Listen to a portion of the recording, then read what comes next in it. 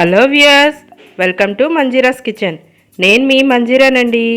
ఈరోజు నేను వీడియోలో క్యారెట్ పూరి అలాగే హోటల్ స్టైల్లో దానికి కర్రీ ఎలా ప్రిపేర్ చేసుకోవాలో చూపించబోతున్నానండి. ఈ పూరీలు చూడండి ఎంత సాఫ్ట్గా చాలా టేస్ట్గా ఉంటాయి. ఇవి మనము క్యారెట్తో ప్రిపేర్ చేసుకుంటున్నాం కదా, చాలా చాలా హెల్తీగా ఉంటాయి. ఇవి ఎలా ప్రిపేర్ చేసుకోవాలో ఇప్పుడు చూద్దామండి.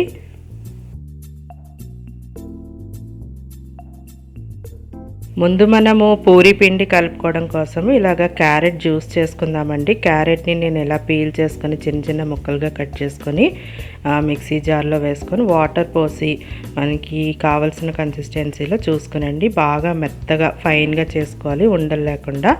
ఇలా చేసుకున్నవన్నీ కూడా ఒక జార్లోకి తీసేసుకొని పక్కన పెట్టుకొని మనము పిండి కలుపుకుందాం. దీనికోసం నేను 2 కప్పుల మైదా పిండి తీసుకున్నానండి. ఈ మైదా పిండిలో కొద్దిగా సాల్ట్, అంటే ఒక పించ్ ఆఫ్ సాల్ట్ వేసుకుని ముందు సాల్ట్ అంతా కొంచెం కలిసిన తర్వాత మనము క్యారెట్ జ్యూస్ చేసుకున్నాం కదా, ఈ క్యారెట్ జ్యూస్ కూడా కొద్దిగా వేసుకుంటూ మొత్తం పిండి అంతా కూడా తడుపుకోవాలి. ఈ క్యారెట్ని నేను అసలు ఒక చిన్న ముక్క కూడా లేకుండా ఫైన్గా ఇలా గుజ్జుగా పేస్ట్ చేసుకున్నాను. ఎక్కువ వాటర్ పోయాల్సిన అవసరం ఉండదండి. ఇలా గుజ్జుగా చేసుకుని నేను ఇక్కడ దీన్ని స్టెయిన్ చేయట్లేదండి, మొత్తం పల్ప్తో సహా మొత్తం వేసేస్తున్నాను. ఇలా సాఫ్ట్గా కలుపుకొని పక్కన పెట్టుకుందాం. తర్వాత మనము కర్రీ ప్రిపేర్ చేసుకుందామండి. దీనికోసం నేను స్టవ్ పైన పాన్ పెట్టుకొని ఒక 3 టేబుల్ స్పూన్స్ ఆయిల్ వేసాను.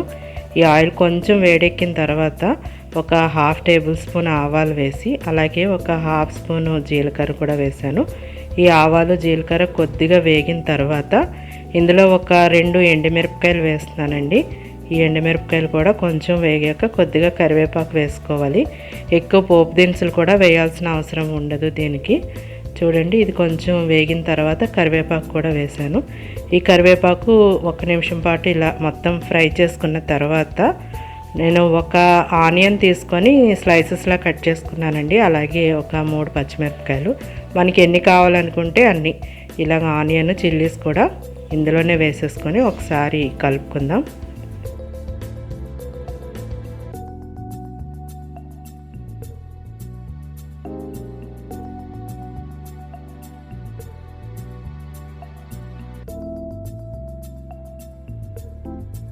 ఈ ఆనియన్ కొంచెం ఫ్రై అయిన తర్వాత ఇందులో 1 స్పూన్ పసుపు వేసుకోవాలండి.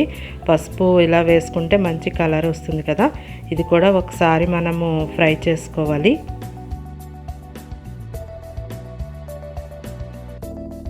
ఇదంతా ఒకసారి బాగా ఫ్రై చేసుకున్న తర్వాత ఇందులో టేస్ట్కి సరిపడా సాల్ట్ వేసుకోవాలి. నేను 1 స్పూన్ సాల్ట్ వేస్తున్నానండి. ఈ సాల్ట్ కూడా వేసుకొని ఒకసారి కలుపుకున్న తర్వాత నేను ఈ కర్రీ కోసం ఒక పొటాటోని బాయిల్ చేసి దాన్ని మెత్తగా స్మాష్ చేసి పెట్టుకున్నాను. ఇలాగా మ్యాష్ చేసిన పొటాటో వేయటం వల్ల కర్రీకి మంచి టేస్ట్ వస్తుందండి. అలాగే చిక్కదనం కూడా వస్తుంది. మనం ఆల్రెడీ పొటాటోని బాయిల్ చేసేసాం కనుక దీన్ని ఒకసారి పోపులో వేసేసుకొని ఒక 1 మినిట్ పాటు ఫ్రై చేసుకుంటే సరిపోతుందండి. మీకు నా వీడియో నచ్చినట్లయితే లైక్ చేయండి, షేర్ చేయండి. అలాగే నా ఛానల్ని తప్పకుండా సబ్స్క్రైబ్ చేసుకోండి. అలాగే పక్కనే వచ్చే బెల్ ఐకాన్ని తప్పకుండా యాక్టివేట్ చేసుకోండి. ఇప్పుడు చూడండి, ఈ పొటాటో అంతా మొత్తం బాగా కలుపుకున్నాం కదా. మనం ఇందులో అన్ని ఇంగ్రీడియంట్స్ వేసేసాము. ఇప్పుడు మనము సరిపడా వాటర్ పోసుకొని దీన్ని బాగా రోలింగ్ బాయిల్ అయ్యేలాగా బాయిల్ చేసుకోవాల్సి ఉంటుందండి.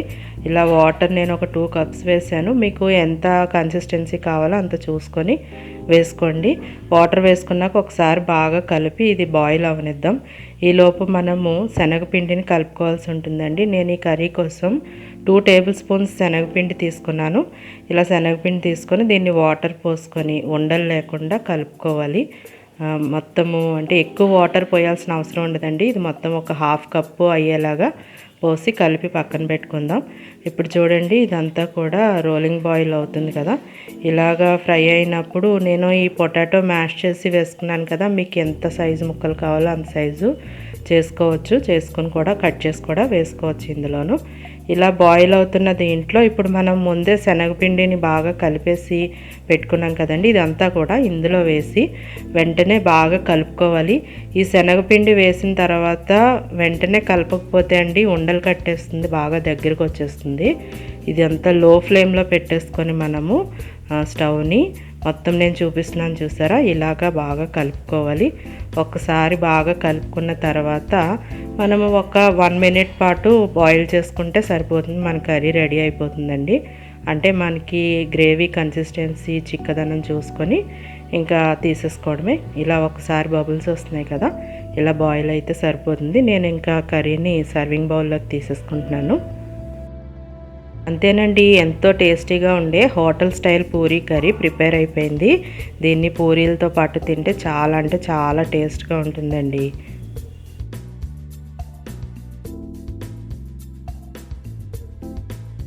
ఇప్పుడు మనం పూరీలు ప్రిపేర్ చేసుకుందామండి. దీనికోసం మనం పిండి ముందే రెడీ చేసుకున్నాం కదా, ఈ పిండిని ఇలా ఒకసారి మెదుపుకొని చిన్న చిన్న బాల్స్గా మనకి ఎంత సైజు బాల్స్ కావాలో అంత సైజు తీసుకొని ఉండలుగాను వాటిని కొద్దిగా పిండి వేసుకొని పూరీలు ఒత్తుకోవడమే. ఈ పూరీలు మనకి కొంచెం కలర్ఫుల్గా వస్తాయండి. అంటే మనం క్యారెట్ జ్యూస్ వేసాం కదా, అందుకని మంచి ఆరెంజ్ కలర్లో వస్తాయి. ఇలా మనం కొద్దిగా పిండి ఒత్తుకుంటూ కొంచెం మందంగానే చేసుకోవాలి. పూరి ఎప్పుడైనా సరే కొంచెం మందంగా చేసుకుంటేనే బాగా పొంగుతాయండి. నేను చూపిస్తున్నాను చూసారా, ఇలాగే పూరీలు చేసుకోవాలి.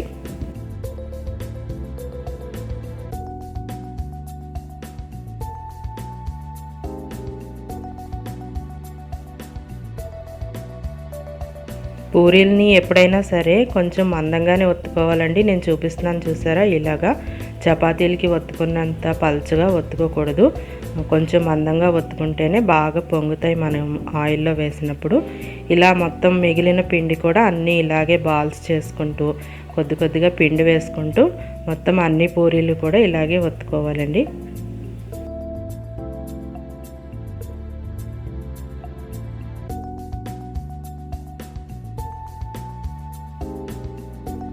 క్యారెట్ కానీ బీట్రూట్ కానీ ఇలాగే ఇదే ప్రాసెస్లో చేసుకోవచ్చండి. పిల్లలు క్యారెట్ కానీ బీట్రూట్ అలాంటివి తినమంటే పెద్దగా ఇష్టపడరు కదా, ఇలా మనము పూరీల్లో వేసేసి చేస్తే పూరీలు చక్కగా ఇష్టంగా తింటారు కనుక, పైగా ఇవి చాలా టేస్ట్గా ఉంటాయి కాబట్టి మనం పూరీలు ఇలా ప్రిపేర్ చేసుకోవచ్చు. ఇప్పుడు మొత్తం అన్ని పూరీలు ఇలాగే రోల్ చేసుకున్న తర్వాత స్టవ్ పైన మనము డీప్ ఫ్రై చేసుకోవడానికి ఆయిల్ పెట్టుకొని, ఆయిల్ బాగా వేడెక్కిన తర్వాత ఈ పూరీలు ఒక్కొక్కటిగా ఆయిల్లో వేసుకొని మనం డీప్ ఫ్రై చేసుకోవాలండి. పూరి ఎప్పుడైనా సరే పొంగాలంటే ఆయిల్ బాగా వేడిగా ఉండాలి. ఆ తర్వాత పూరి వేసిన తర్వాత ఇలా మనము గరిటెతోటి ఒత్తితే ఆయిల్లోకి పూరి బాగా పొంగుతుంది. చూడండి ఇక్కడ మన పూరి ఎలా పొంగుతుందో చూసారా, ఇలా ఆయిల్ వేస్తూ ఉంటే పూరీలా మొత్తం బాగా పొంగుతుంది అనమాట.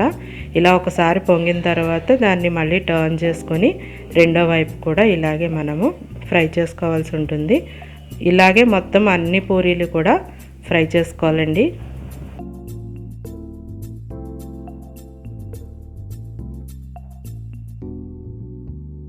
ఇప్పుడు ఇది ఇలా రెండు వైపులా బాగా ఫ్రై అయిపోయింది కదా, ఇప్పుడు దీన్ని ఇలాగ తీసేసుకుందామండి. మనము టిష్యూ పేపర్ ఉన్న ప్లేట్లోకి తీసేసుకొని మొత్తం మనం ఒత్తుకున్న పూరీలన్నీ కూడా ఇలాగే డీప్ ఫ్రై చేసుకోవాలి.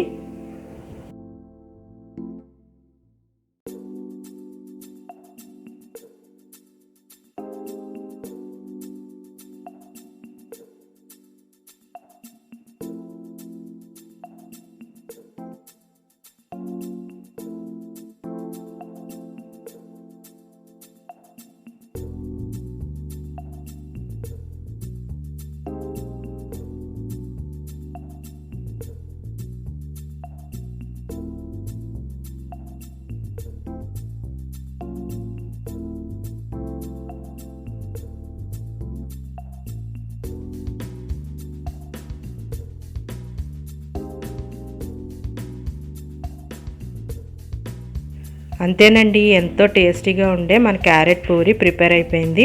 మనము ముందుగానే కర్రీ కూడా ప్రిపేర్ చేసుకున్నాం కదా, దీంతో పాటు మన పూరీలు వేయించుకున్నవి సర్వ్ చేసేసుకుంటే మన బ్రేక్ఫాస్ట్ రెడీ అయిపోయినట్టే.